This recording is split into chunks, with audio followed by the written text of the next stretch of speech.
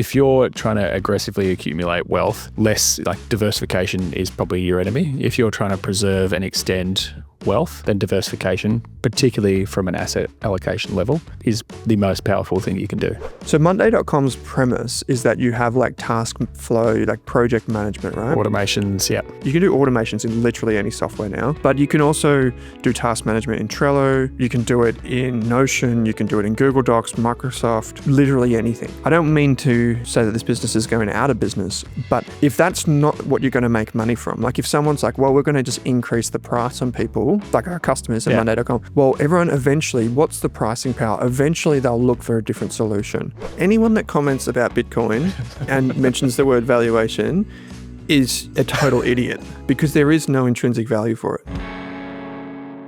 Millions of Aussies invest in the share market, but it's not the only way to put your money to work. Yes, the share market offers potential for high returns, but that also comes with an extra bit of volatility. That's where global private credit comes in, one of the fastest growing asset classes in the world over the past 15 years. Global private credit is a form of non-bank business lending on a global scale, and it is much more diversified than Australian private credit. There are limited global private credit providers in Australia. One option is Term Plus. Term Plus target returns are tied to the RBA cash rate plus a fixed spread. Returns can be paid to your bank account or reinvested for compounding. Head to termplus.com.au for more information and to read the PDS. Remember to always consult a financial advisor to find the best fit for your financial circumstances and goals. Drew Meredith, how you doing? Very well. Good to be here. Exciting. We're on the NVIDIA earnings report watch party. Yes, we are indeed. We're going live for 24 hours. Actually, I thought that was Thursday morning. We're recording on Wednesday this week, a little bit earlier because it's someone's birthday this week. Happy birthday, Drew. Thank you. Yeah. How's it feel? 28. 28. Yeah. Everyone knows I'm post-franking credits, so I can't hide that anymore. Shit. Turning a bright old age of 43, which is fun. 43. Well, you don't look a day over 28, mate. You're very youthful. You're the most stylish in the office as well. I keep getting those shackets. I was going to wear my shacket today, but left it in the cupboard. I was apparently the only 43-year-old still playing competitive sport. That question went around recently and still getting injured every week. Well, that's good. I wish I could play competitive sports. My body can't handle it, to be honest. I'm younger than Drew for everyone's reference, but I look 10 years older. You do not. So you were playing footy for longer though. That's the only problem. Yeah, we'll see about that. I feel like I've got to go straight to the vets. It's like from here to the vets. But they won't let me yet. So, hey, I've just actually thought about this. NVIDIA's in your portfolio. So let's have a quick look. Let's bring this up. It is. For people that are watching. Of course you are. Oh, so it's been a rough couple of days. NVIDIA, 28%. Wait, what's it done recently? No, for my portfolio. It was up to it was 19% not long ago. But it was a tough day for HD stock. Not sure if you looked at that this morning. Oh, I didn't see. The daily update. Oh my gosh. What's happened to Home Depot? AI. It's got the better of it. Yeah, AI has got the better of, white goods and and timber, or as they say, fridges. lumber. Those AI fridges. Yeah, those windows that people need to install, AI. Geesh. Tough day. I think they just said that some consumers are starting to hold off on big ticket purchases, was what Home Depot blamed that on. How long do you reckon, Drew, before one of those Optimus robots is going down to the local Home Depot or Bunnings, buying the timber, jumping in its automatic car, and then driving to the job site and putting the frame together? Like, how long will that fall take? Over? Oh, they do all the time. Yeah, they're a joke. They'll have to do it 6 times. You have to send an army of them to go pick up 3 pieces of lumber. Anyway, that's not good for Home Depot. Home Depot was the dog in my portfolio. So Drew's portfolio is winning still at 13.34%. Followed by mine at 11.3, followed by the community at 8.6. But Home Depot is down 16% for me. Ouch. That's the worst performer. RUL is still the only thing holding it up, isn't it? Oh, get off it. I've got some good stuff in here. I've got West Farmers, FANG. Actually, there's something I want to bring up with you about FANG in just a minute. But NVIDIA for you is the winner, followed by QRE, which is the resources ETF in the Dizzy Rascals portfolio. ASML is up 39%. Wow. KKR down 26%. Vulcan. Have you seen Vulcan recently? Yeah, anything could happen before the end of the year for Vulcan, though. Holy Vulcan. I'm It just relying it on was it. down 30-something%. Now it's up 30%. I'm seeing a Palantir 30% jump in NVIDIA tomorrow. I mean, on Thursday. Wow. No, not really 30%, but Vulcan. it's had a nice Sheesh. little rally. It's had a rally and a half. It's up bloody 23% year to date. Vulcan is building something over in the Rhine Valley of somewhere in Germany. Interesting that you would bring up FANG, or at least I did, Drew, because I don't know if you know this, but I'm pretty sure I didn't mention FANG. on the 22nd of November 2024, you and I've got it where it's here on my phone, I've got it in my notes. You and I made a bet. Oh no, another one. Right? What do I owe you and for I this made one? a bet. Let me just stop sharing the screen for people. You bet on FANG, and I bet Oh no. on IEM, the Emerging emerging markets. markets. Oh, So you want to see the results of this? this could be close. This is not just close. This is like decimal place close. So let's go to. I can't believe you FANG. track. I wish AI didn't exist because you track all the bets that I make. I Oh, can't. you might have actually won when I looked at this like not too long ago. So Are we you're taking the plus. We'll just do share price for now, the and then most we'll go important finance thing? Yeah, Yahoo Finance. Yep, or Google Yep. Finance. Yep. 25.04% is FANG. 25. Right. Oh, that's solid. 25.04%. IEM. Baidu did sink heavily last night. 25.25%. Oh, you're up. By 0.2. Oh, it's the emerging markets index, yeah.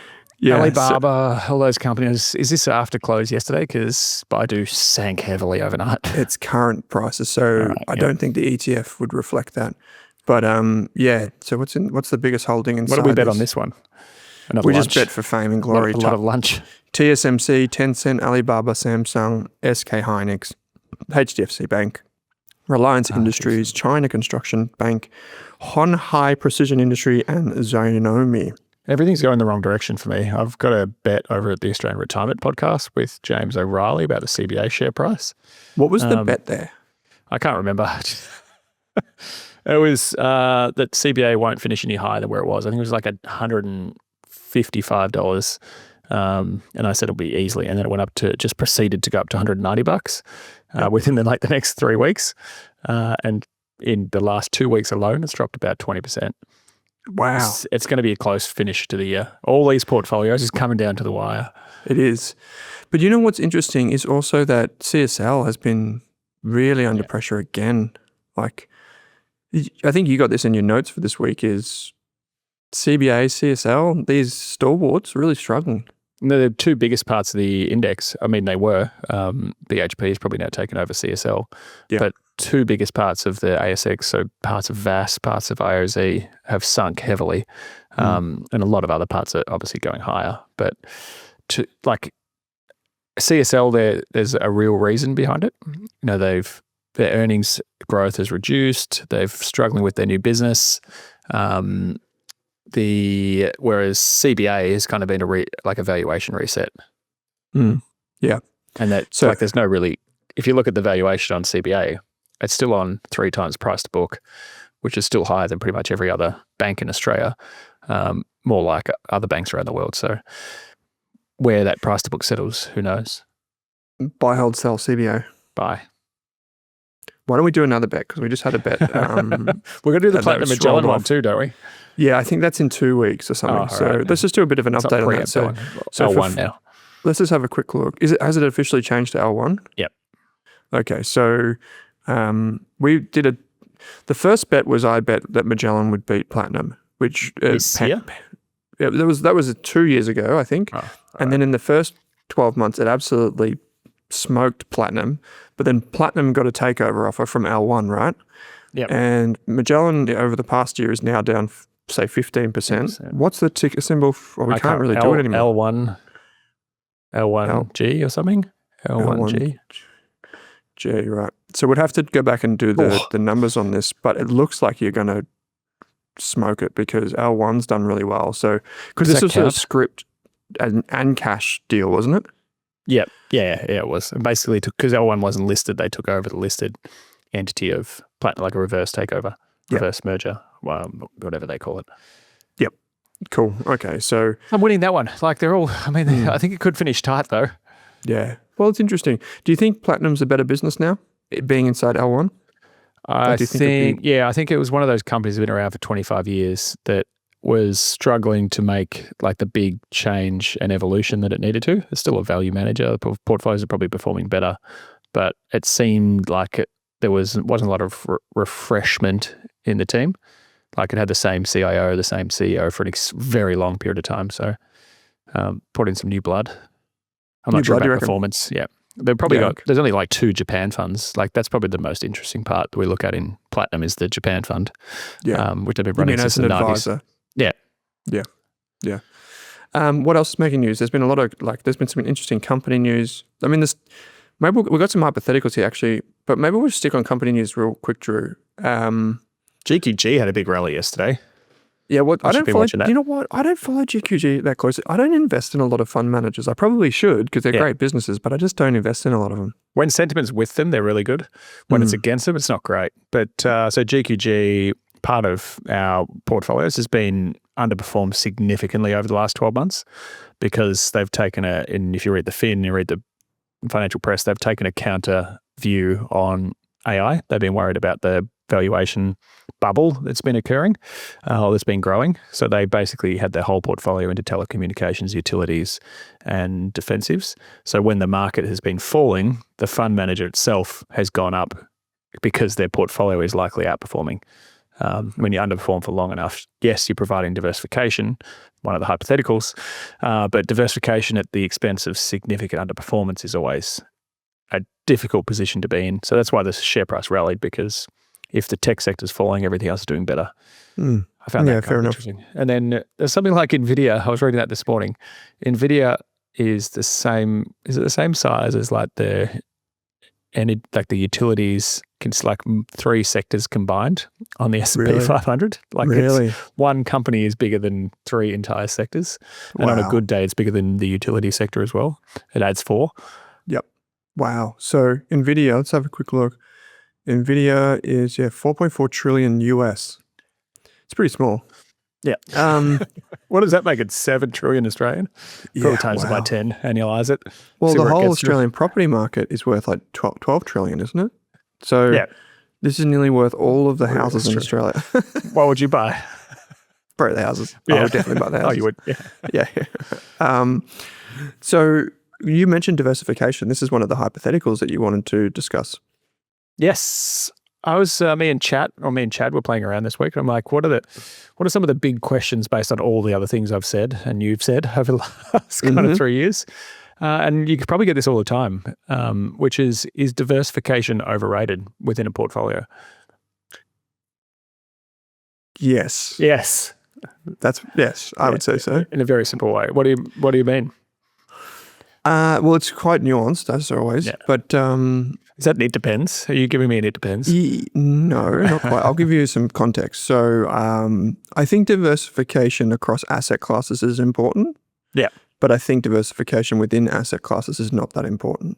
Yeah. So, for example, we always talk about the top 10 companies on the ASX 40% of the index, or the FANG is so much bigger, like NVIDIA is so much bigger. But then what we try and do is we try and circumvent that. We try and go, well, let's do equal weight within that asset class. So you might get the S&P 500 equal weight, or you might get the Aussie equal weight.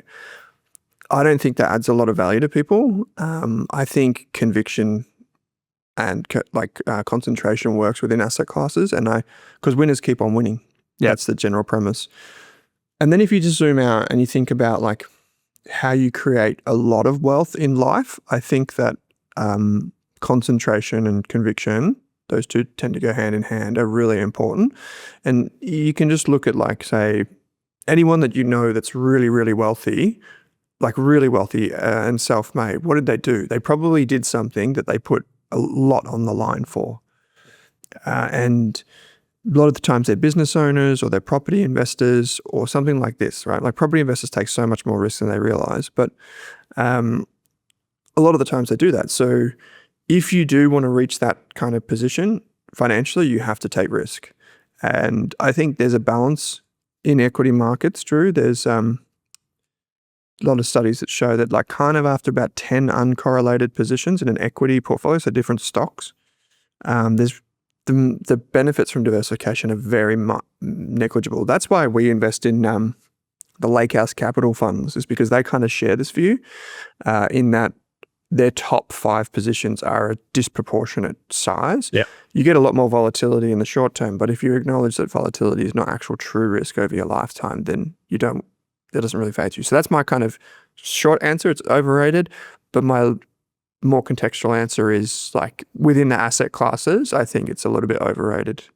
And there is diversification, which we talk about quite a lot, where a lot of people hold like 3 or 4 ETFs that do exactly the same thing and think they're diversified. But I think that if you're trying to aggressively accumulate wealth, less like diversification is probably your enemy. If you're trying to preserve and extend wealth, then diversification, particularly from an asset allocation level, is the most powerful thing you can do.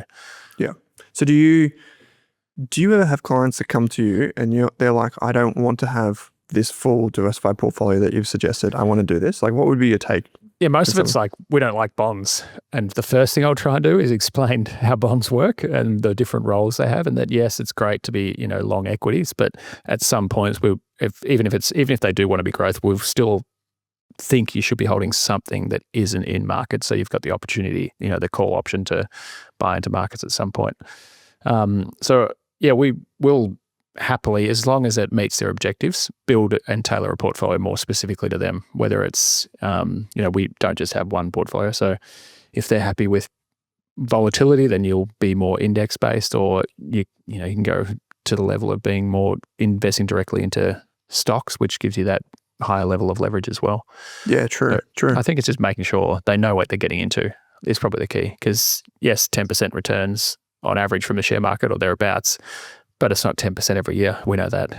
The heat chart tells us that every year. Time. We could be one of those negative years. Who knows how this year is going to finish off? Well, even if you look at our simple 10 stock portfolio that we've been running, the fake ones, like they were way underwater at the beginning of the year, right? And now they're above water. They're up to 20%. Now they're down to 13%. There was a 30% reversal from negative 10 to like positive 20. Yeah. So just in one year, we haven't even done yet. So that when you got a serious amount of money, like a lot of people when they're accumulators, they don't really tend to think of that as it's interesting mental accounting that people go through. I think most of us think, while we're working, we can always make it up. We've got time. We can earn more. We can save more or whatever. But once you hit retirement, you don't have that ability anymore. So the sensitivity around volatility is probably 2 or 3 times what it is during accumulation mode. And so a lot of young people that listen to this will be like, well, why do you need bonds? But then older people would be like, well, of course, I want almost all bonds. Like if you'd actually think about the experience that people go through. So quite the interesting. Tendency to want to, it always comes at some point in a crisis where you want to sell everything to protect what you have left. That's why you hold bonds or alternatives in our view, because something is staying still and you've got something you can rely on and lean back on if you need cash, if you need money to keep paying for your expenses. That's why asset allocation matters so much. Definitely. All right, you got some other hypotheticals for me? Yeah, I bought a few, bringing the heat. Yeah, you are. A big one was, this was, and I actually reversed this one, is why don't we just invest 100% overseas? Clearly, like CBA and CSL, the 2 biggest companies in Australia, have, underperforming at the moment. And then you can compare that to Nvidia, to Microsoft. Apple just reported like 37% growth in Chinese iPhone 17 sales, even though they cost like $4,000. It's like, surely, like why are we even bothering investing in Australia? And it's historically it was the opposite. Like, should I even invest overseas? Yeah. Well, you go first. I went first last time. I can't answer my own hypothetical. No, but like I didn't prepare for these. No, it's fine. Okay, no, yeah, go. I'm a client. I walk in. I'm like, shouldn't I just invest 100% in America? The very simple answer to this is yes. No, I think if your objective is growth and the highest quality businesses in the world are all overseas, there's maybe a handful in Australia that you'd buy and hold for 50 years. probably 5 of them. But there's a free kick in Australia that we talk about all the time. Particularly if you're in retirement, particularly if you're in a tax-free pension mode, you get this free kick of franking credits. Now, don't invest solely for franking credits, but you basically get an extra 1.5 to 2% return every year by investing in Australian stocks. So if if you're expecting US to do 11 and Australia to do 9, well, you add franking credits and you're almost equal on that. So that's like the tax-driven reason as well. And then we're also, apart from that, we're kind of home to the biggest value traditional cyclical businesses in the world. So you kind of get that blend. And I suggest probably more leverage than anything in the Australian economy, that you're getting more leverage into resources. Every business is essentially more leverage because of their limited global exposure. Yeah. That's a good answer, actually. It's really good. Interesting about the leverage. I hadn't really thought about it that way. But you could just be a swing trader, I guess, in Australia, or a swing investor. Probably not a trader because it's more short term, but you could be a swing investor, like a 3-year view on resources, like you did with QRE this year, which was a good call. Yeah, so far. Who knows? Yeah. It's interesting. It's like the analogy might be like when you're driving a car, right? You can go fast, and that's interesting, or you can enjoy the acceleration, right? People make money from acceleration, not the speed. Except you in the Tesla. So for example, you make money from change, not from constants. That's what I believe when you invest. So you make money from companies becoming better companies. And it just so happens that the big companies in America are becoming better companies. But there are a lot of companies in Australia that are not trillion-dollar companies, but are becoming a lot better. And I think if you take that view, you don't need to look at the biggest market, the tech stocks, all that sort of stuff. Like you could look at a company like ARB Corp that does bull bars. You could look at, say, I'm just trying to think of unique examples, Breville, right? Yeah. That does blenders and all types of random crap for your kitchen. Fisher and Paykel. These are companies, ResMed, which is both listed on US and Australia. These companies are fantastic businesses. They're compounders. And you're not going to read about them on the front page of the Wall Street Journal in the US because they're just not relevant there. But the change is what's important, how they're growing. And I think that for the most part is something that's underappreciated. And so that's why in Australia we see a lot of small cap funds, not in every market cycle, but we see a lot of small cap funds persistently do good results. And if you just took like Australian large cap funds or index funds versus small cap funds, and you took like a basket of each over the cycle, you'd be better off in small cap funds because they capture more of that growth. Of course, franking credits and all the stability that comes with blue chips, which you mentioned. But yeah, I don't think, like, a lot of people dismiss Australia. And of course, we've got a lot of issues. We've got massive systemic issues that are currently happening in property, which will probably end very badly.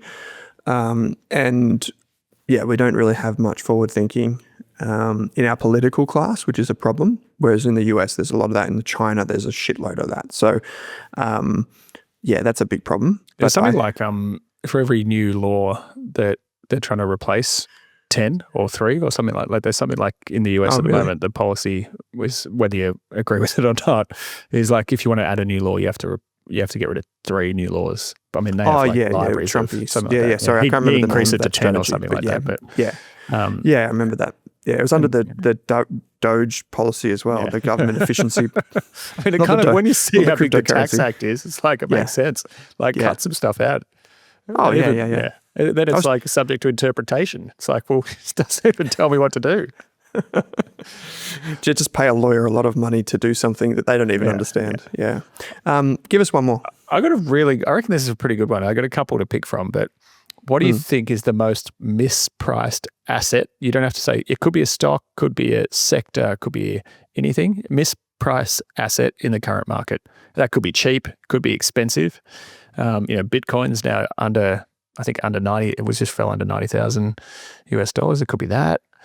Saying it, anyone that comments about Bitcoin and mentions the word valuation is a total idiot because there is no intrinsic value for it. Get a candlestick chart. Like, it's fine that you would go and put money in Bitcoin, but if you think there's a valuation for it, you're a complete numbskull. I might sound crazy. I was thinking, and I'm probably going to get a lot of vitriol on this, but sorry, OpenAI is valued at what? 500 billion? Yeah. What's his revenue? I have no idea. I don't think it's that much, is it? 15 bill maybe? Yeah. I'm like, that's a pretty crazy valuation happening there. So 40 times sales, yeah. Which was originally a kind of a not-for-profit. And like, that seems like, I still love the company, like use it a lot. Feel like maybe that's just an extension of there's some private and public companies involved in AI that have gone up 10x so far this year. Like they did like during 2020 when all your startups, your VCs, delivery, all these things went crazy. Maybe that's my one. I'm probably going to get some feedback about this. No, that's a good one. It's a very good one. Just going back to that Bitcoin thing real quick, I'm not saying that you shouldn't invest in Bitcoin or you shouldn't buy it. I'm just saying anyone that thinks you can value it is misleading you because they have no idea. Because there was a video not on an asset you can Instagram buy. this week that I couldn't work out whether it was like fun or not the fun. The only real way to value currencies is like actual currencies is basically through bond yields, like through bonds and money transferring, because it's the expectations of money flowing, and you can't do that with. You can effectively say it might go up because more people are going to buy Bitcoin, but whatever. But there's actually no valuation principles. Like it's not scarcity. It's scarcity. That's it. In terms of undervalued, I didn't actually know that this was going to be a question. I don't know why I missed this. I like getting you occasionally. No, mispriced. So it could be over or undervalued. Like you'd say gold if you wanted to. Oh, well, yeah, I think I'm not going to say, I will just add to your comment.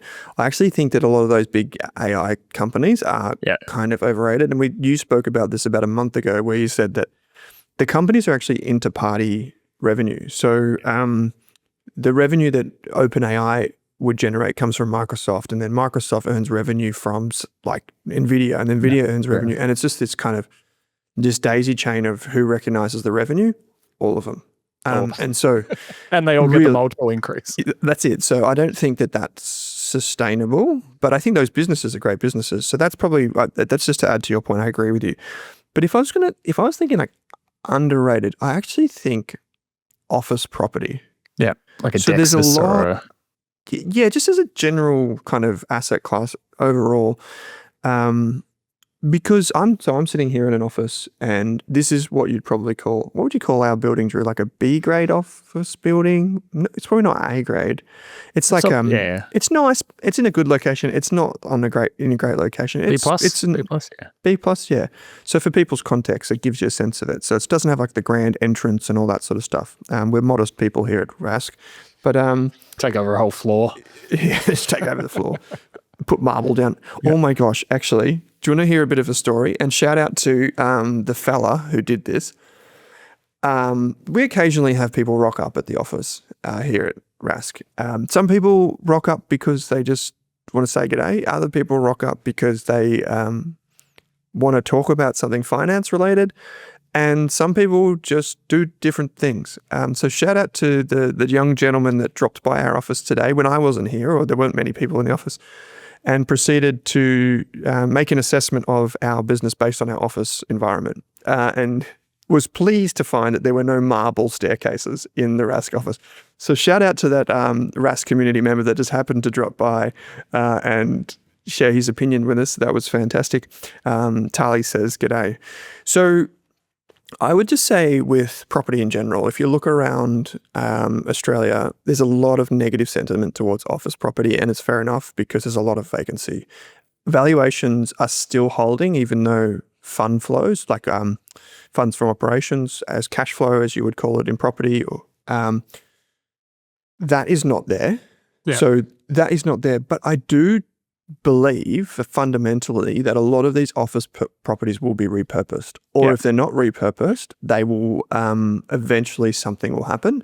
And because the reality is that a lot of office property as a general gist has intrinsic value. We can say that it could earn rent. There's land value, even if it's in the sky, like an apartment building or something like this.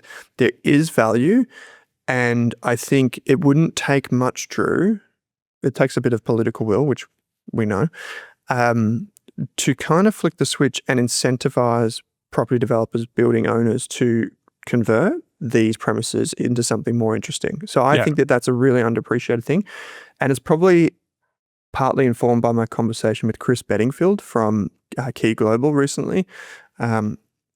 He kind of made the point that globally, not Australia, but globally, these types of assets are significantly undervalued to the point of 38%, I think is what he said, on discount average. NTA, yep.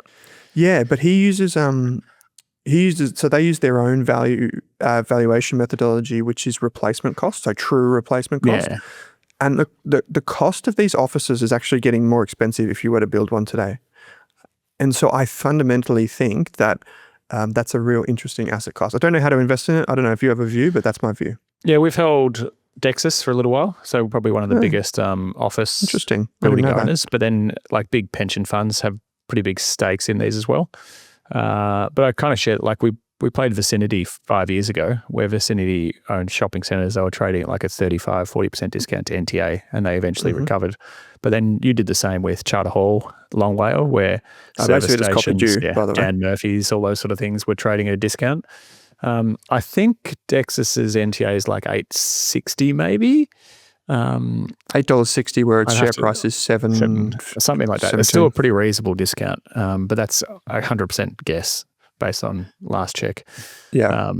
And that's what, like, when you're buying property trusts, that one of the big challenges is if you're buying the index, the Vanguard Property Index, VAP, is because of the size of Goodman, it makes up like 40% of the index. So you're not getting as much exposure to things like office property, retail, multi-use. You're just getting data, logistics and data centers. So I found this Dexus as being reasonably attractive on like a 3-5 year view. With the view it'll close the gap to NTA. When did you guys start buying this? I think it's about a year ago, maybe slightly before. So this is DXS. Yep. DXS is the ticker symbol for everyone listening. Yep. So interesting. Has some great buildings. What, I don't know any of the buildings. Do you know them off the top of your head, or? There's one, Society and oh yeah, Nick and Norris. Yeah. The back of that Dexus, they also do like event spaces as well. Yeah. They're quite a lot of big buildings. So this is a $1 billion real estate company. Yeah. And it's NTA according to market index, which you don't always go by when you're researching a REIT or property business. You don't always go by what's published periodically. You have to actually go in and look at what's inside the funds. So that's a mistake that people make, similar to LICs. But $9.20 is the reported book value on market index. So $9.20, like a 27%, 28% discount. 28% discount to the book value of the properties and assets inside, which is quite interesting. That's quite a discount. Like if you're thinking about and this was the point that Chris made, actually, I'm catching up with him again today, is that if you think about where you look around the world right now and the different asset classes, they're not that many that you would say are traditionally cheap. Yeah. There's not many asset classes, but yeah, Dexus is interesting. We still hold Charter Hall Long Whale REIT. Do you hold that still, or? Yes, we do. And then it becomes, once that discount NTA changes, then it's about, what's the rental increase and the length of the leases that you're getting when you buy it. So it doesn't mean because the NTA discount goes that you shouldn't hold it anymore. It's more what's your view on the future of it. So at the moment, the market's probably suggesting, as you said, rents are going to fall, all the funds from operations are falling, and the valuation should actually be a bit lower than the $9.20 that they're reporting. Maybe that's why I said $8.60. But even then, you're still buying it like $1.40 cheaper than that. So these are those little arbitrages that happen. But also one of the things that happens here is that by buying at an asset that's cheaper than its expected value, it dampens the portfolio volatility. So we know this fundamentally, that when you buy an expensive stock or an expensive asset, like say Bitcoin, because it's a bit arbitrary with its valuation, the more kind of disjointed that valuation, the more unknown what the true intrinsic value is, the more volatile your portfolio will be. So by blending things like this into a portfolio, you also get that added benefit of dampening the ups and downs that happen. We were going to talk about a couple other things, so I'm keen to get ripping into those. We got a few different things. Maybe we'll save the other hypotheticals for next week, because I did only see one of them, and I was going to riff on that. I didn't even ask that one, did I? No. What's the there's a Sohn Hearts and Minds conference on? Yeah, that was earlier this week. I think it was on Monday or Tuesday, which is like for for charity. They bring in really big guest speakers. I think what's his name? The Gooch? Scaramucci came over, was telling everyone about his 8 days in the White House 6 years ago. Apparently that's still interesting. Sorry, Mooch. But I found this super interesting. So usually you turn up there and it's like, the biggest tech company, like just really interesting tech calls. Like everyone puts forward their best idea. I believe that forms part of like the Hearts and Minds portfolio, and they kind of track that. Or something like that happens. And there's a winner next year. But I was like, this list of companies, maybe it's just where the market is at the moment, but I've never seen more industrial companies and more like cyclical companies in the top stock picks from some of the biggest fund managers in the world. I thought Chow Ma was there, the PM of the Monroe mid-small growth companies fund. I found hers interesting. So she's backing in Dana White, TKO Group. Was her pick, but it was like TKO is the owner of, just for people's benefit, UFC. He's the owner of the UFC and the wrestling. If you haven't already seen Mr. McMahon on Netflix, I think it is. It's one of the best docos about. I'm not a wrestling guy. Like, I think I can't. It's like a different part of my brain, and I'm like different part of my brain. But it's a hell of a documentary about how to build an entertainment business, unbelievable. But Hearts and Minds also had the lick. Remember, Drew? That was just before COVID. Took off. It's been a ride. Wild ride. It's like our portfolio. So we're from 250 up to like nearly 5, then down to 210, and then now it's back at 3. This has been a ride. Yeah, that's the problem with like a portfolio that doesn't talk to itself or complement each other. It's just 8 random stock pits put together. Yeah. One of them does well, other ones do nothing. TK, I mean, that's a solid call from Chow. Yeah. Super WWE and UFC. Yeah. But the other ones were like Brookdale Senior Living, like a aged care provider in the US. Isn't that like as in like it's what would be the equivalent of Australia? I'm trying to think of the name. Ingenia. No, not Ingenia. Ingenia. Yeah, something like that, right? Yeah, Brookdale Senior Living. Morimatsu, Schlumberger. So I'm not sure. Also, highly recommend Landman if anyone's looking for. I'm really pumping through the TV shows at the moment. But Schlumberger SLB is like a one of the biggest mining oil service businesses in the world. I think people only know Schlumberger from the BP oil crisis. Is that the one? Yeah, that one. PB Fintech, so an Indian lending business. So like called if you have to call yourself Fintech, you're probably not that interesting. I don't know. Steel Dynamics, obviously steel. Oh, yep. I learned this when I was learning. This is going to be a bit of an interesting baseball, Drew. When I was learning investment banking through this US group. Look at that. I did a case study on Steel Dynamics, and I was like, this is a very interesting business, but I wouldn't buy it. And look at it now. Look at that chart. That was about 2015 at $22 a share. It's now 160. So great. Steel Dynamics, is that a tech company? It's on the NASDAQ. No. Steel Dynamics is an industrials business. In the NASDAQ. Steel producer. Fair enough. Who knew?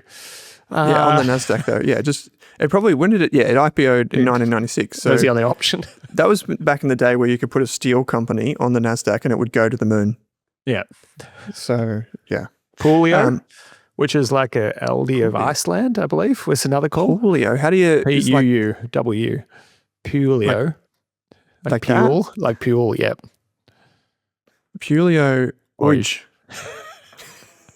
Like IKEA? Yeah. A lot of these stocks aren't that old. Sorry, Finnish, not Icelandic.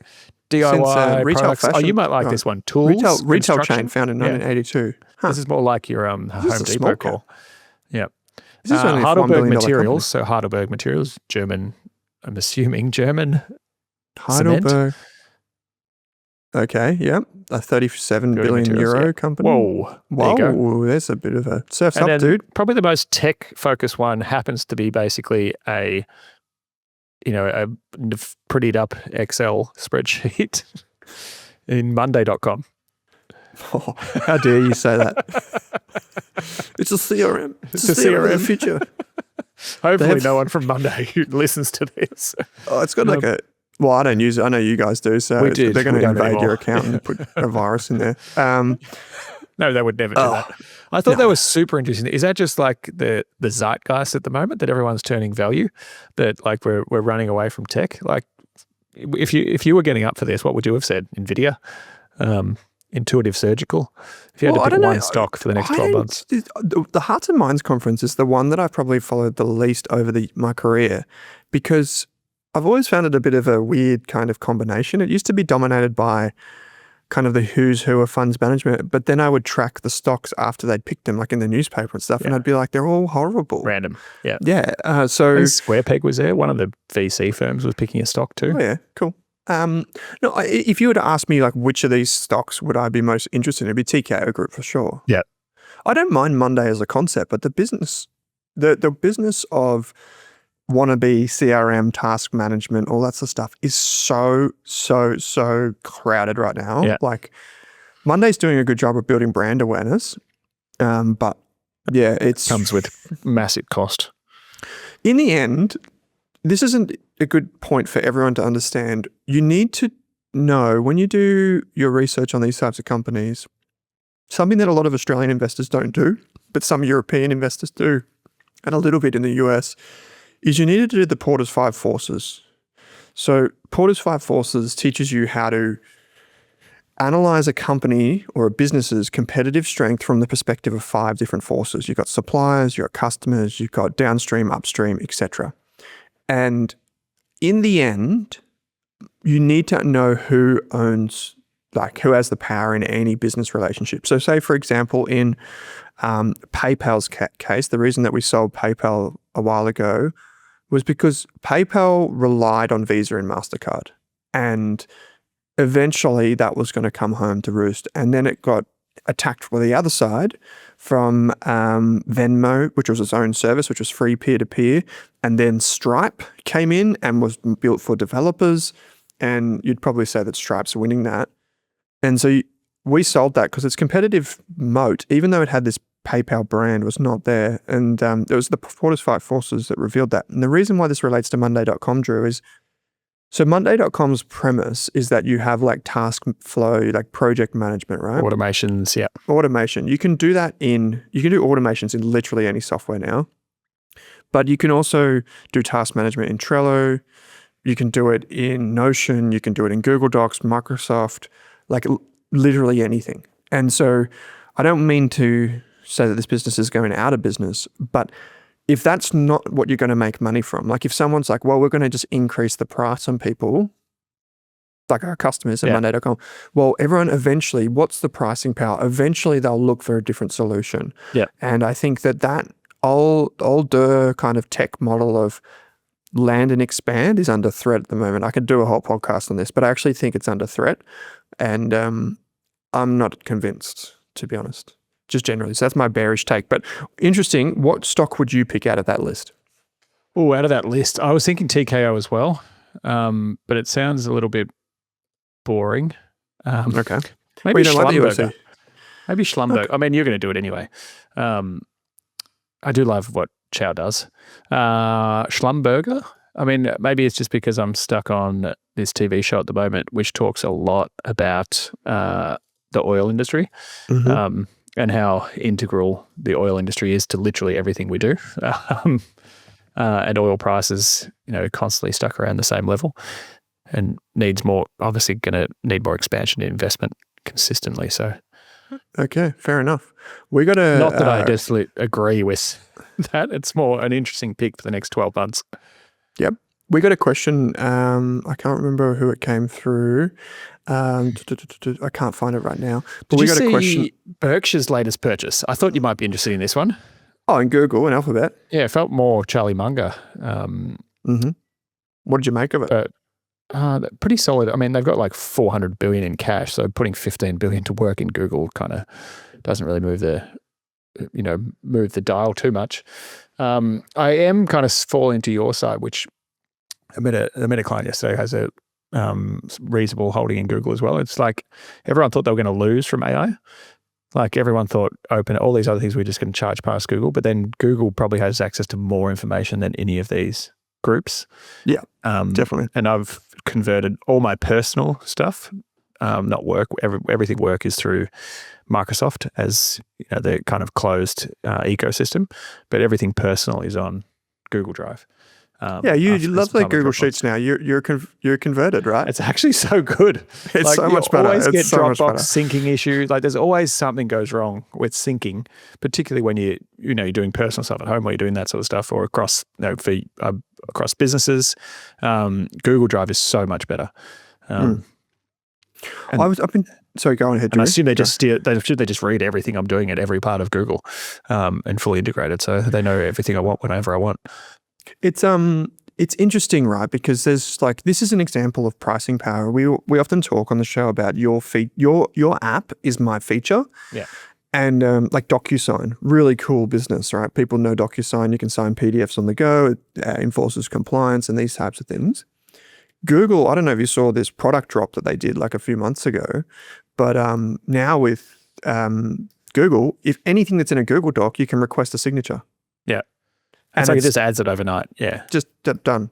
And we did that yesterday. And one of the team members, actually it was Mitch, was like, that is the easiest thing I've ever used. Because if you already have a Gmail account or a Google account, it just sends you a notification. It's like, hey, you just got this doc to sign. Boom. Does it work for older people? Can you actually sign it? We've had a problem with, not a problem, but you'd probably retired clients who don't trust that that's their signature. Like they put in they see the signature that DocuSign comes up with and don't think, oh, that's not mine. How'd you get that? Like if you can handwrite your signature, great. But everyone's doing it. Like one of the problems we've had is you go into Microsoft, you then have to convert it into a PDF, that you then have to upload it onto DocuSign, and then you're doing like 4 steps for a process that should be 1. Even if you integrate DocuSign into Microsoft, it's still not completely, you still have to set up your templates and everything. Yeah, you do. And I think that, Google is a monster. Like it is a monster of a business. It's still dependent on search, let's be honest. And search is one of those generational businesses. I think Facebook was one of those generational businesses. Visa and MasterCard are generational businesses. And what I mean by those businesses are the businesses that are like so incredibly powerful and profitable that you don't see many of them in your life. Google search is definitely one of those businesses. Like 25 years now, it's been a monster in its industry in one of the most important markets in the world. I don't think the next generation of Alphabet will be as good as that, to be honest, Drew. But in the meantime, it's like the world's CRM, same with Microsoft. So wonderful business. I was actually just flicking through my phone though, because there was a question that came through and I can't find it. I think it was from Investor Oz on our Circle community, and I can't for my life find it now. But you might have seen an episode that we did here on the Australian Investors Podcast not too long ago where we had Jess Lung from GlobalX come on and we picked $100,000 portfolios each. The episode itself was absolute cracker. Like, it's awesome. So if you haven't listened to that Jess Lung episode, everyone, go back and listen to that. But we had a fake $100,000 and picked our portfolios. Jess's will probably win by a landslide. But interestingly, GlobalX has since launched their value range. So they launched the global GARP and then they launched the Australian GARP. Now, GlobalX, for disclosure, is a sponsor of this podcast. Happy to say that. They've been a sponsor for like 5 years or something crazy, which is wonderful.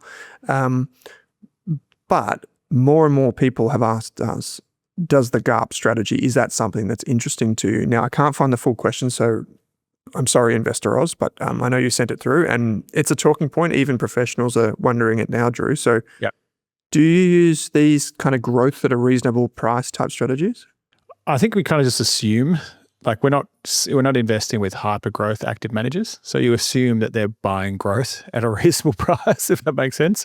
Hyper growth would be like I think Hyperion would probably be an example that are going for significant growth. Lakehouse, those kind of firms. Even Munro's kind of up there in parts of the Munro where they're going for massive growth, but they're not saying they're overpaying. But there aren't really many that sell, GARP isn't really something that sells itself very well. Like you don't see, the ABC GARP fund. You see the ABC Growth Fund or the ABC Value Fund or Thematic Fund. That's how they explain themselves. I think GARP is well appreciated within advice circles, but not understood by clients. The names is like well, wouldn't you just expect to buy at a reasonable price? Like, it's like, is it counterintuitive that you're saying growth at a reasonable price? But it's done. Except I'm always wary of these. Like a study came out that said fewer than 1% of Australian active and global managers have outperformed GARP over the last, how long is that? Over the past decade. I'm like, is that just picking like a really good period of time, or is it, and there's also a reason why Global X have chosen to release GARP, because obviously it has done well and it's been suited to the environment. So it's kind of this combination of factors.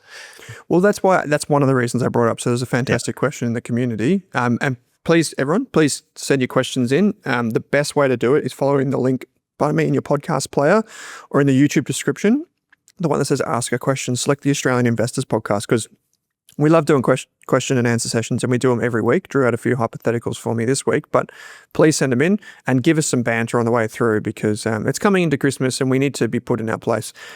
So there was, in this portfolio, just to quickly recap this, so Jess's portfolio had A300, GARP as 30%, Dragon 8%, GHLD, Hedge Gold 8%, FANG Plus, GXAI 10%, and Bitcoin at 4%.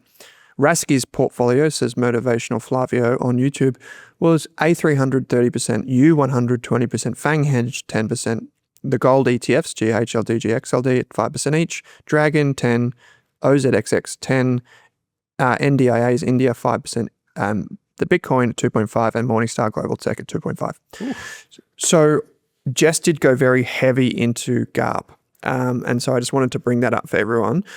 But one thing that everyone needs to be really careful of is what Drew just mentioned there, is around backtesting. This idea that you can kind of use all the historical data to infer what might happen in the future. And I used to see this as a consultant and researcher for quite a time, that you like no one launches a strategy that they think's not going to work.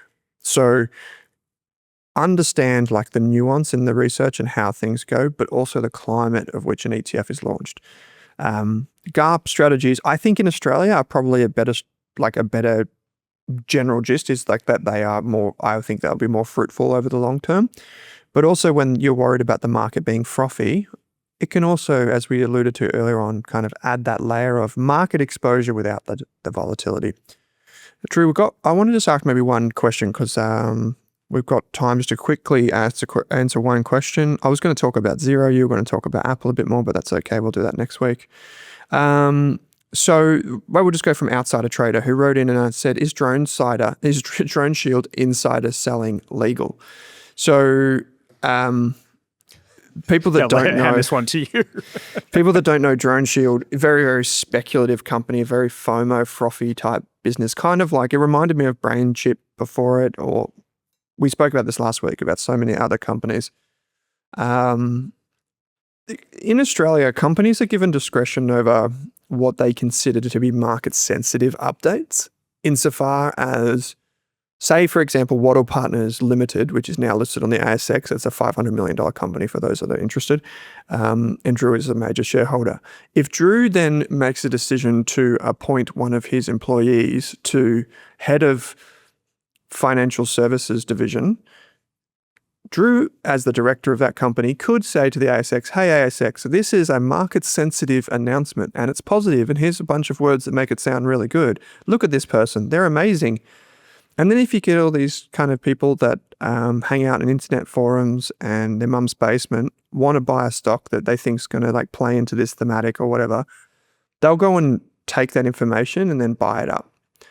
But the reality is, you need to read between the lines as an investor. So was this legal? That's not for me to say, but what I do know is companies are very, very strict in terms of when they're allowed to sell, what they're allowed to act on. I mean, just look at the whole Richard White and WiseTech saga. For disclosure, I own WiseTech. That's been a huge thing. And the reality is, when you're in a public market, if your company is on the ASX and you try and do insider trading, not saying that this is the case here at all, I'm just saying in general, it's very, very risky because there are so many rules in place and you're in the public's eye when you do it. So the very fact that we get this question is probably the fact that people are worried about it. And I would just say, I don't know if it's legal or not, but you as an individual investor have to understand everyone's incentives. And I think directors, the major shareholders, the CEO, they all have their own incentives. And normally it's motivated by money. There's very specific periods where the blackout periods, like pre-earnings and usually pre-material announcements as well, they're where you 100% cannot trade stock.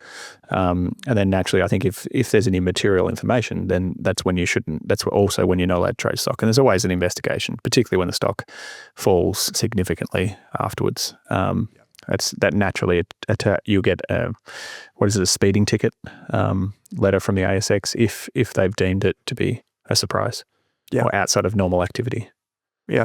Drew, we've got to get your dad joke on the way out, but 100%. So the companies themselves, the board of directors should govern the CEO and the executives and what they do, and including, so say if you're a CEO of a company, you have to go to the board of directors typically to get permission to sell. And they'll probably, if they're a good board of directors, they'll say, well, is there any information that you know that we don't know? Have we checked, all of the upcoming announcements? Are we working on things behind the scenes? Why are you selling? How much are you going to own? When are you going to sell? Is it going to be on the exchange? Are you going to do it through your CommSec account, or are you going to do it through, through a stockbroker in a private trade? Like, they want to know all these things, and fair enough, because that's their job to govern the CEO and the directors, our fellow directors. So I think that ultimately we don't know what's happened in this case, but you can imagine that if you're the CEO and you're sitting on some sweet stock and the stock's just gone up 500%, they're going to be inclined to want to make some money. You've got significant wealth in there for sure. Yeah. So Drew, dad joke, people can get in touch with you at wattlepartners.com.au. On the way through, just give Drew a copy of his own book and say, hey, can you sign this for me? That's called the Giving away more than ever. Golden News. I wish my giveaways would count as book sales. It'd be nice. Oh, wouldn't it be top of the chart? Bestseller, yeah. But Drew, we've got to get a dad joke from you. I'd love to hear it. What did one wall say to the other wall? Don't know. I'll meet you at the corner. Well, that's interesting. Yeah, ChatGPT's not on this computer, so I had to rely on good old-fashioned Google today. So, geez. Give us a rating. Yeah. That's why it's been disrupted. Now, well, Drew, this has been heaps of fun. Drew Meredith from Wattle Partners. You can head to wattlepartners.com.au. You can follow the links in your show notes for financial planning, to say good day in the community, and to send in a question for next week. We'd love to hear from you. We've got questions about the bond ETFs, which we still need to get to, and a few others, which will come up soon. But hope you're well. Happy Saturday, and we'll see you next week. Drew, thanks for joining me. Good to see you. Thanks for watching this episode of the podcast. If you want to hear more from us, you can get daily videos and podcasts on Rask's YouTube channel. Or if you want to enroll in a free course on investing, property, business, money, you name it, you can join over 34,000 other students and enroll in a free course on the Rask website. Simply head to www.rask.com.au and follow the prompts. Thanks for watching this Rask podcast.